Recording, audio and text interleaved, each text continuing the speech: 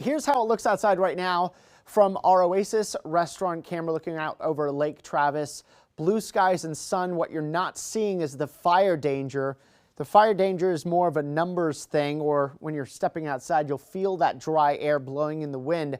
And we've got gusts roughly 20 to 45 miles per hour, not just here locally, but across the state. Potentially some gusts over 50 at times for some of us, although likely not here. The good news is just a few more hours of this extreme fire danger before the wind gusts come down, and they'll start to do that as we near and get past sunset.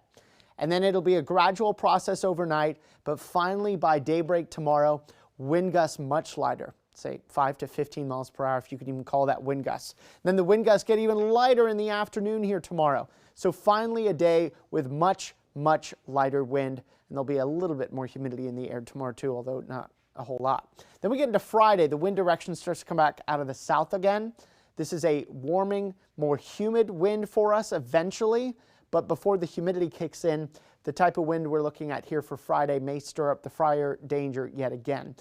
Notice what happens to the relative humidity values as we go into 8 o'clock tonight.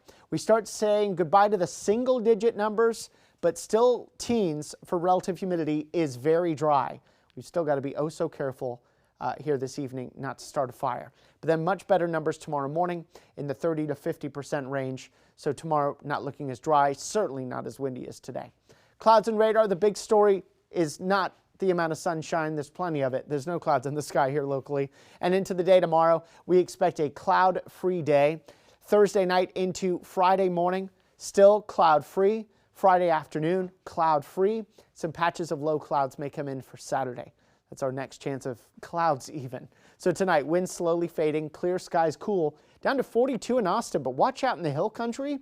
We could get, and I'm not saying in many places, but in a couple, isolated, very localized freeze. Mason down to 33 is dangerously close to a freeze. Llano even at 36. Sometimes these numbers overestimate the warmth in Llano on a night like tonight. Could get a freeze there too. Metro, eastern counties, unlikely, but parts of the hill country could. Tomorrow, sunny, calm, first day of spring, 73 degrees.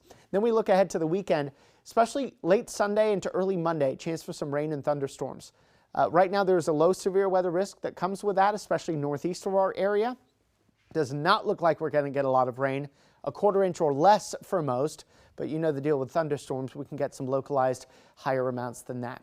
So here's a look at our first warning weather 7-day forecast. The coolest day of the next week is tomorrow for the first day of spring. Cool morning, cool afternoon. Then we're back up to 80 on Friday, 88 with sun scattered clouds on Saturday. And there's those rain and thunderstorm chances coming late Sunday into early Monday before temperatures drop down a bit and then climb back up. But we may be starting to see some signs of a wetter pattern coming in and not just a one-off round of rain. The 8 to 14-day rainfall outlook from March 27th through April 2nd is leaning wetter than normal for most of central Texas.